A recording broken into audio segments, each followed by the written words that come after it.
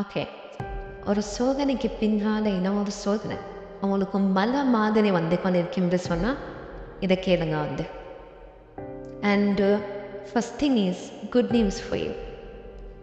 ஏன்னா எப்போ உனக்கு சோதனை வரும்னு சொன்னால் without a doubt, without a question வந்து அது ஒரு பெரிய குட் நியூஸுக்கு போகிறது தான் சோதனை வர்றது.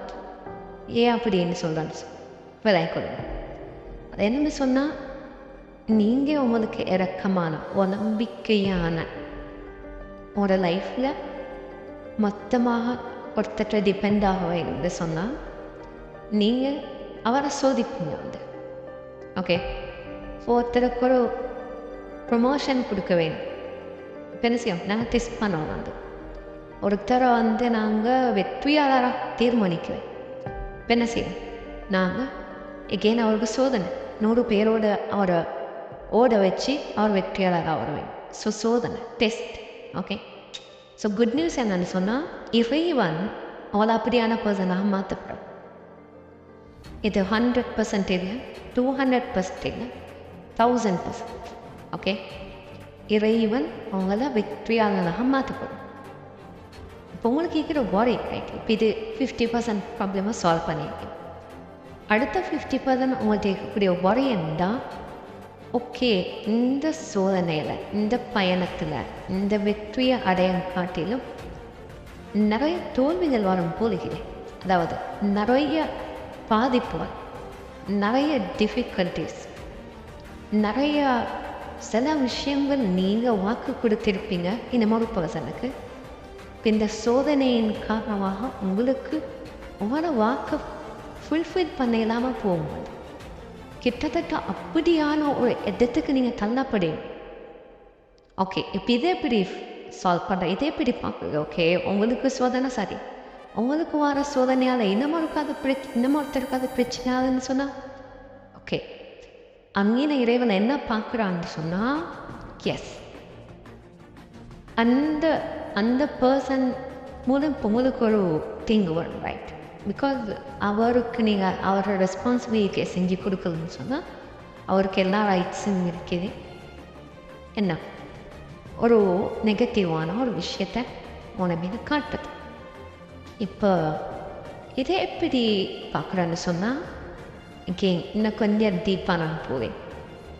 இறைவன் இதையும் அவர்கிட்ட சொல்லிக்கிறேன், சரி இப்படி ஒன்றும் நடக்க போகுது, நீங்கள் எல்லாம் சரியாக செஞ்சீங்க, அப்போ தான் சோதனை வரும்போது ரைட். இப்போ அதை செஞ்சிட்டால இன்னும் ஒரு சோதனை. ஓகே, உங்களை நம்பி சில பேர் இருப்பாங்க வந்து, அவங்கள்ட்ட இப்போது அவங்களோட பக்கம் இருக்கிற ரெஸ்பான்சிபிலிட்டி அவங்களுக்கு ஃபுல்ஃபில் பண்ணிக்கொள்ள. உதாரணத்துக்கு உங்களுக்கு நீங்கள் அவருக்கு 100 ரூபா கொடுக்க வைங்க, ஆனால் கொடுத்துக்கொள்ளலை, ஏன்னா நீங்களே சோதனையில் இருக்கிறீங்க. இப்போ அவர் ப்ளேம் பண்ணார், அவர் மன கஷ்டப்படுவார், அவர் அதை வெளிக்காட்டுவார். இது ஒரு எக்ஸாம்பிள். இப்படி நிறைய அதே நடக்கிறேன் ரைட். இறைவனை இது பார்க்குறான்னு சொன்னால் இதையும் நீங்கள் தாண்டுவேன்.